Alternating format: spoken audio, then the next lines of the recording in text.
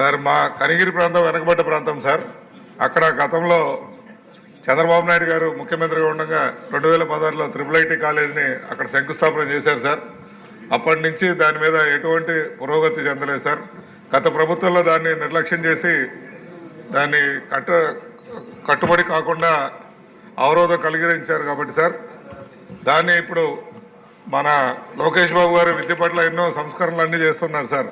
School LKG నుంచి దాదాపు degree వరకు చేస్తున్న దాంట్లో మా ప్రాంతంలో కూడా ఈ కాలేజీని తిరిగి ప్రారంభిస్తే మా ప్రాంతంలో కూడా ఇప్పుడు ప్రకాశం జిల్లాలో ఆంధ్రకేసరి యూనివర్సిటీ అని పెట్టున్నారు సార్.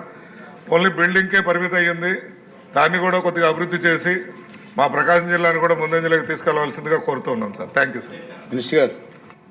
ఉగ్ర నరసింహారెడ్డి గారు చెప్పారు అధ్యక్ష IIIT గురించి. ఆయన ఆల్రెడీ దాన్ని కలిసారు, ఆ లెటర్ కూడా ఇచ్చారు అధ్యక్ష. సెషన్ అయిన తర్వాత అది కూడా టేకప్ చేస్తున్నాం. ఉగ్ర గారు చాలా తేలిగా మా ప్రాంతం వెనుకబడిన ప్రాంతం అని అంటున్నారు అధ్యక్ష. ఇంకో 3 సంవత్సరాలు ఏమండి అధ్యక్ష వాళ్ళకి CBG ప్రాజెక్ట్, రిలయన్స్ ప్రాజెక్ట్ మొత్తం ఆయన ప్రాంతానికి వస్తుంది. ఆయన ప్రాంతం రూపురేఖలు రాబోయే 3 సంవత్సరాల్లో మారబోతున్నాయని గౌరవ సభ్యులు తెలుపుతున్నారు అధ్యక్ష. అంతేకాకుండా అధ్యక్ష ఆంధ్ర కేసరి యూనివర్సిటీ గురించి గౌరవ సభ్యులు మాట్లాడారు అధ్యక్ష. 2022లో ఏర్పాటు చేశారు, ఎలాంటి శాంక్షన్ పోస్ట్ లేకుండా ఏర్పాటు చేశారు అధ్యక్ష. దానివల్ల అక్కడ ఉన్న ఉపాధ్యాయులు కూడా వాళ్ళ ప్రొఫెసర్స్ ఇబ్బంది పడటం జరుగుతుంది అధ్యక్ష.